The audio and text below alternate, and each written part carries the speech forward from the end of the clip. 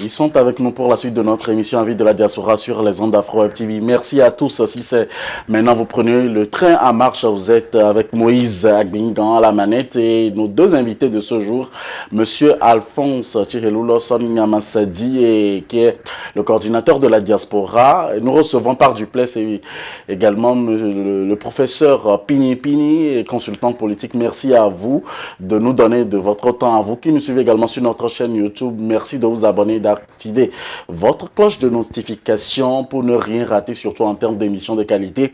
Et nos portes sont ouvertes à tous les débatteurs, à tous ceux qui veulent bien donc rejoindre la liste des débatteurs pour notre émission Avis de la diaspora, puisque votre avis nous intéresse aussi et l'avis également de tous les téléspectateurs. C'est sur le plus 1 319 462 89 79. Troisième sujet de ce jour avec nos invités, la mission de l'ONU en République démocratique du Congo a annoncé mercredi dernier avoir pris des mesures fortes en l'encontre des casques bleus soupçonnés de faute de conduite grave. Selon les documents internes de la MONUSCO, 8 casques bleus déployés à Béni dans l'est de la RDC ont été arrêtés le 1er octobre dernier et un officier suspendu le 8 dans le cadre dans une affaire d'exploitation sexuelle de violence présumée. Vous tous, vous êtes au courant donc de ces informations. Quelle est l'analyse que font les intellectuels de la diaspora? Vous qui nous suivez également sur Afro Web TV, quels sont vos points de vue? Qu'en dites-vous? Qu'en pensez-vous? Monsieur Alphonse Tchirelou Lawson Yamassadi, dites-nous comment avez-vous eu cette information et quels a été vos premiers ressentis par rapport à ces informations qui prévaut et qui marquent aujourd'hui l'actualité de la semaine? De toute évidence, je voudrais, tout seigneur, tout honneur, laisser la main au professeur Pinipini sur ce sujet. Il doit pouvoir le maîtriser beaucoup plus que moi. Mais néanmoins, puisque vous m'avez interrogé là-dessus, je peux dire toute ma frustration. C'est un acte que je condamne, voir que la mission des Nations Unies au Congo, qui est supposée assurer la paix, la protection des populations vulnérables, c'est elle qui se permet d'exploiter la vulnérabilité de ce peuple. Je trouve que c'est assez choquant et les mesures qui sont prises ne me paraissent pas tout à fait adéquates, à la hauteur de l'offense, de la violence qui est faite au peuple congolais. Au-delà de cela, il faut mettre en procès cette mission, son évaluation, et se demander si le moment n'est pas venu justement de tourner cette page de la présence de ces forces étrangères qui en réalité ne sont pas là pour assurer la paix, mais plutôt pour être au service de la balkanisation du Congo, de continuer à ce que ce pays soit en guerre, ce pays soit exposé à la violence pour permettre justement aux rapaces, aux charognards de pouvoir avoir accès à la richesse absolument énorme de ce pays. Il faut rappeler que depuis une dizaine d'années que cette mission est au Congo, les résultats ne sont pas à l'affiche, au tableau, et le président Tshisekedi a réclamé dans son discours à l'ONU le retrait de ses forces, puisque la raison pour laquelle, les raisons pour lesquelles elles sont là ne sont pas à hauteur justement des attentes. Il faut aussi rappeler que malgré leur présence, des milliers ou même des millions de Congolais continuent par mourir de faim, de soif, de violence à l'est du Congo. La rébellion du M23, malgré leur présence, continue de plus belle. Le Rwanda continue toujours de soutenir cette rébellion et les Occidentaux, l'ONU, toute la communauté internationale reste tout à fait pantoise devant ce spectacle où c'est le peuple congolais qui est tué, blessé, envoyé en exil, justement pour que les multinationales, les capitalistes continuent pas à avoir accès aux richesses du Congo. Donc, on crée le chaos, on, on, on, on fait tout pour nourrir le chaos pour enrichir d'autres puissants, d'autres pays. C'est de ça qu'il s'agit. Donc, la, la pointe de l'iceberg, cette question de violence ou d'exploitation sexuelle, mais au-delà de ça, il faut même faire le procès de cette mission et qu'il faut le rappeler. Ainsi, je convoque l'historicité de cette mission de l'ONU.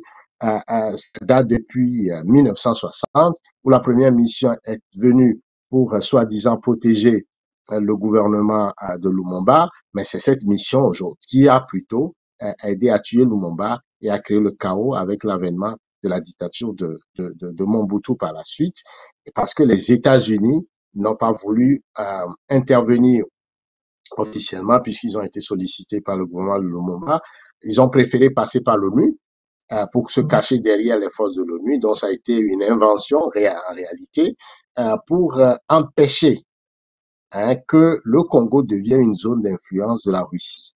Rappelez-vous que la première bombe atomique des Américains qui a été lancée sur Nagasaki et Hiroshima, eh bien, la composition de cette bombe-là, l'uranium et le plutonium, venait du Congo. Et par conséquent, on ne voulait pas que la Russie, dans le cadre de la guerre froide, puisse mettre la main sur les richesses du Congo. Il fallait tout faire pour créer un système de désordre, de chaos, pour permettre que cette zone reste sous influence des Américains et des Européens. C'est de ça qu'il s'agit. Et depuis, de mission en mission, on a vu que ils ont tout fait pour assassiner Lumumba. Ensuite, c'est Désiré Kabila et les guerres successives jusqu'à ce jour où le peuple congolais continue par souffrir la, la croix et la bannière. Le moment est venu dans cette nouvelle ère de basculement du monde unipolaire vers le monde multipolaire, où les forces sont en train de se rééquilibrer.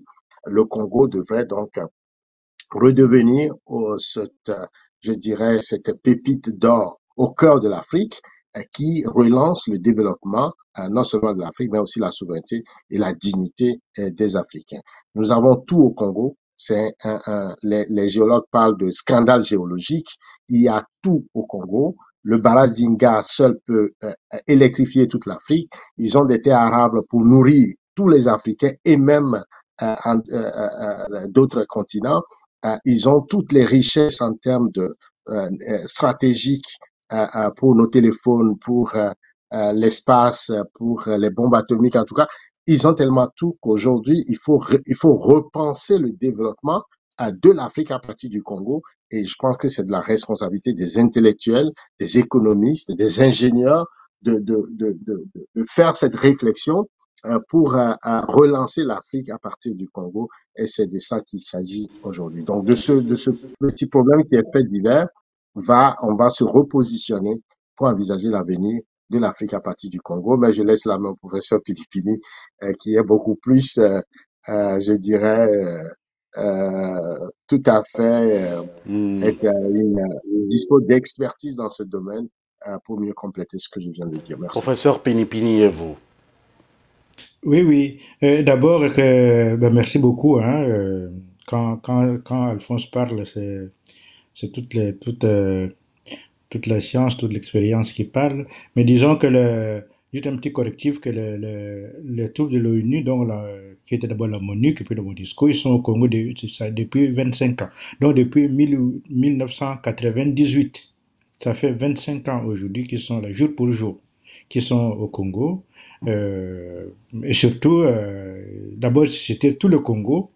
Après, on leur a demandé d'aller dans cette partie-là où il y avait tellement de problèmes. Ils sont allés, mais ça n'a pas donné de résultats comme vient de le dire. Je ne veux pas revenir sur ça. Mais par rapport aux violences faites contre les femmes, nous ne sommes pas aux toutes premières imputés à cette organisation onusienne, à cette mission militaire onusienne. D'ailleurs, en 2013, j'avais écrit un ouvrage où je m'insurgeais contre cela parce que à l'époque, c'était une organisation canadienne qui avait commencé par accuser tout le peuple congolais d'être violeur envers les femmes. Alors qu'il était établi, on reprochait justement à l'époque des éléments, je crois, Pakistanais ou Indiens de la force onusienne d'avoir attenté aux mœurs et enfin avoir attenté des jeunes filles à Kisangani. À Kisangani. Et plutôt que de répondre à cela, cette organisation-là universitaire canadienne indexait l'ensemble des Congolais disant que dans cette société, les papas violent leurs filles, les garçons violent leurs sœurs, les oncles violent leurs nièces, tout le monde est violeur en fait. J'ai dit, mais donc nous sommes tous les Congolais sont des fruits de viol. Donc il n'y aurait aucun Congolais qui serait quelqu'un de normal en fait. Donc ce qui était totalement inadmissible, je m'étais vraiment opposé à cette présentation. D'ailleurs, peu après, c'est l'ONU elle-même qui a présenté le Congo comme étant l'épicentre du viol dans le monde. Donc c'est la plateforme du viol. Vous imaginez ça? Comment est-ce qu'une organisation mondiale va aller à faire des affirmations pareilles? Quand il y a un problème comme celui qui se pose, c'est ce que l'on fait. On fait tout pour l'enrayer, pour mettre fin à cette pratique nauséabonde.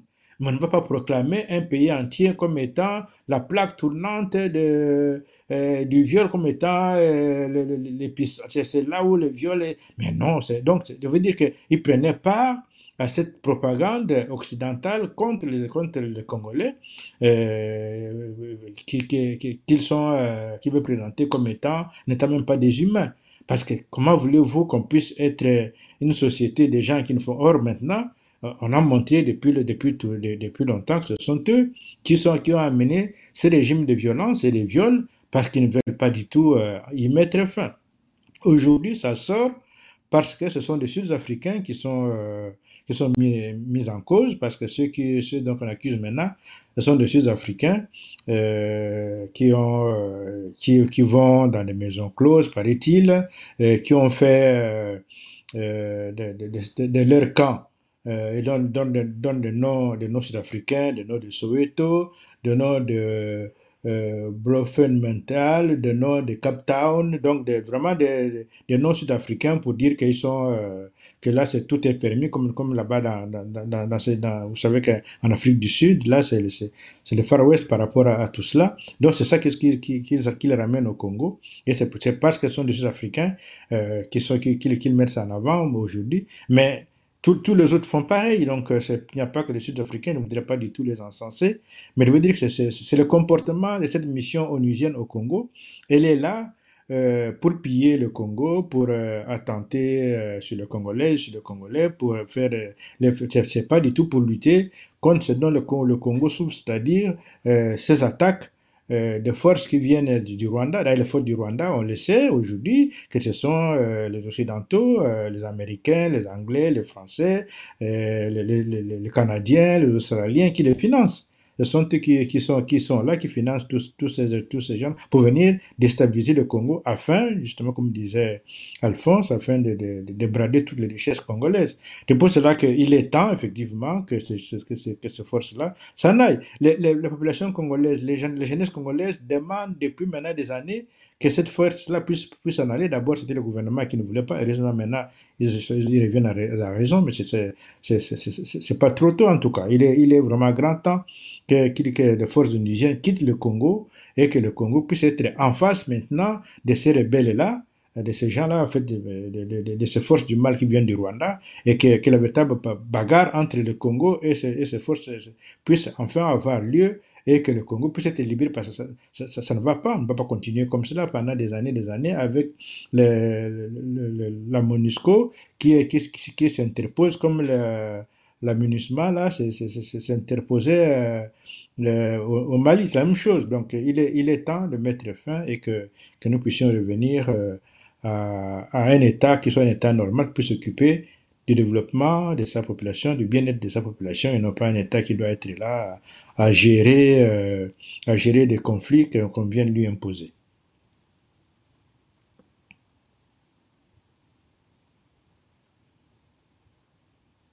Merci, professeur, pour l'analyse. Alors, disons-nous, j'ai encore deux petites questions pour vous.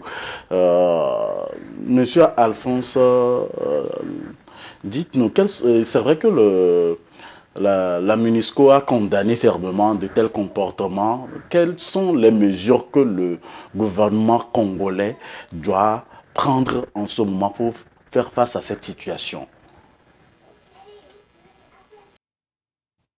Ben, me semble-t-il qu'il faut, comme je l'ai dit tout à l'heure, faire l'évaluation de cette mission et de demander la fin de cette mission. C'est de ça qu'il s'agit. Parce que vous savez, c'est tout un business, hein, la présence de ces militaires. C'est toute une économie, c'est des millions de dollars qui sont dépensés en termes de salaire, d'opérationnalisation, de présence de ces forces. Cet argent pouvait être utilisé pour régler les problèmes vitaux, l'eau, la santé, cité, en tout cas pour assurer le bien-être des Congolais et aussi la sécurisation de la région. Donc, tant que on maintient ce genre de mission, et étant donné qu'ils disposent un revenu plus ou moins élevé, ils sont payés en dollars, bien évidemment qu'ils vont toujours chercher à profiter de la vulnérabilité de la population qui est maintenue dans la pauvreté et ces genres de situations ne feront que s'accentuer, en tout cas évoluer en crescendo. Donc, il me semble qu'il faut prendre le problème à la racine pour demander donc la fin de cette mission et que l'État congolais puisse monter en puissance. On a vu le Mali le faire. Il faut diversifier les partenariats. Il faut avoir une vision.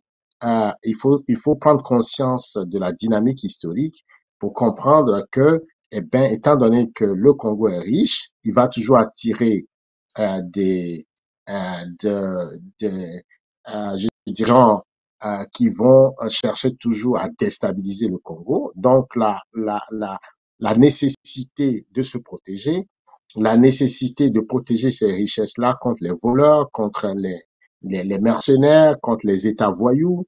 Rappelez-vous, je crois que je l'ai évoqué tout à l'heure, que le Congo a été une fois une propriété privée d'un roi, le roi belge. Et donc, cette velléité toujours de s'approprier, de s'accaparer du Congo va toujours continuer à cause de la richesse de ce pays. Et donc, il me semble qu'une réflexion stratégique doit être menée sur comment protéger la richesse du Congo. Et de ce point de vue, eh ben, cette protection ne peut pas se faire par les autres. C'est tout à fait évident. Vous voyez? Et ça suppose que des partenariats doivent être noués avec des forces, des puissances qui veulent travailler dans le sens de l'indépendance de la souveraineté du Congo pour doter le Congo des moyens technologiques, des moyens humains, de la force nécessaire de protection. Et quand le Congo est protégé, eh bien, cette protection vise non seulement la richesse, mais aussi le peuple congolais pour ne pas les exposer justement à l'exploitation des forces extérieures. On est protégé que mieux que par soi-même et c'est de la responsabilité de l'État congolais de pouvoir déployer cette force, cette énergie nécessaire pour pouvoir le faire. Et ça suppose une nouvelle vision, une rupture épistémologique mais aussi ontologique de sortir de cette prédation capitaliste et colonialiste pour envisager l'avenir du Congo autrement. C'est de ça qu'il s'agit et ça prend un leadership éclairé, ça prend des hommes et des femmes à la trempe de Lumumba, de Sankara, des gens qui ont une réelle vision. Et de ce point de vue, eh ben, cette vision pourrait permettre au développement de la région, mais aussi de toute l'Afrique, puisque nous disposons les ressources stratégiques pour les rapports de force au Congo, en Afrique. On ne peut pas rester dans cette logique d'être pauvre, d'être sous-exploité, d'être violé, d'être esclavagisé. Il y a à un moment donné une rupture qu'il faut faire et c'est à cela que nous invitons les Congolais et surtout l'élite congolaise à faire je dirais, cette rupture vers la souveraineté et surtout l'appropriation de leur propre richesse. C'est de ce point de vue, de mon point de vue, me semble-t-il, c'est ce que je proposerais, en tout cas souhaiterais pour le Congo et de ce point de vue, in Merci. fine, un peu tout il faut. Merci. Ce sera votre mot de fin pour cette seconde partie. Très rapidement, professeur, dites-nous votre conclusion, votre message à l'endroit donc du gouvernement congolais et à tous les Congolais de par le monde entier qui suivent Afro TV et votre avis personnel sur cet élément. Oui, oui, ben, le gouvernement a fait, disons, finalement, a fait la demande du départ immédiat, enfin, disons, oui, d'ici pour le mois de décembre, je pense, de forces onusiennes du Congo. Il faudra que cela s'entame. Mais je veux dire, comme il y a des élections bientôt qui vont se passer au Congo, il faudra que les prochaines autorités, les prochains dirigeants congolais puissent changer. Euh, Puissent vraiment devenir véritablement panafricains. Parce que pour l'instant, les actuels, ben, ils ont été dans l'ancien registre de croire que le monde doit être dirigé par les Européens, les Occidentaux. C'est chez eux qu'il faut aller se courber pour qu'ils puissent vous donner des quitus, pour qu'ils vous montrent ce qu'il faut faire. Le président actuel a fait des centaines de voyages vers ces pays-là, mais voilà, ça n'a rien donné. Nous sommes toujours au point de départ. Maintenant, il faudra penser à autre chose, il faudra passer à autre chose. Il faut faire comme les autres le font partout ailleurs en Afrique, diversifier effectivement les partenariats, mais aussi rester au pays, travailler, ne pas se promener tout le temps, parce que toutes ces sorties-là, tous ces voyages n'apportent pas grand-chose. Nous voyons des chefs d'État qui travaillent, ils restent au pays, ils travaillent, les ministres restent au pays, tout le monde reste au pays et travaille. Donc nous avons un pays qui mérite d'abord d'être pris au sérieux, d'être parcouru par les responsables, aussi bien politiques qu'administratifs. Il doit être couvert en entier. Il ne faudra pas faire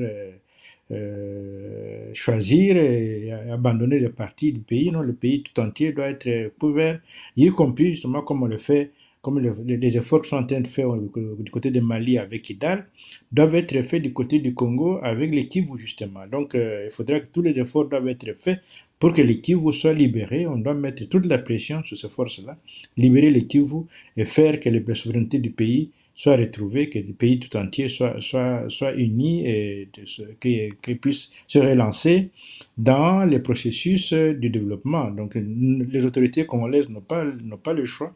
En tout cas, les futurs dirigeants qui seront issus des prochaines élections devront se montrer totalement panafricains, ou alors il ne faudra pas qu'ils le soient, parce qu'on ne peut pas être aujourd'hui responsable politique en Afrique et ne pas être panafricain, continuer avec des registres anciens et ramener notre peuple toujours au point de départ. Ça ne va pas. Nous avons un seul peuple et il doit être sauvegardé.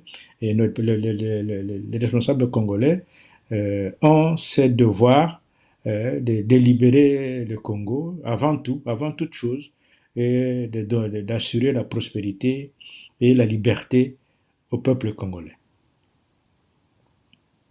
Merci, professeur. Dans 10 petites minutes, nous allons rendre l'antenne très rapidement et à d'autres animateurs sur d'autres continents. Alors, nous allons faire une pause de 30 secondes et à revenir après pour la dernière partie pour parler donc du Gabon où la première dame, l'ex-première dame, a été réincarcérée et on revient juste derrière après donc la pause. Pour assurer votre divertissement et vous informer en temps réel,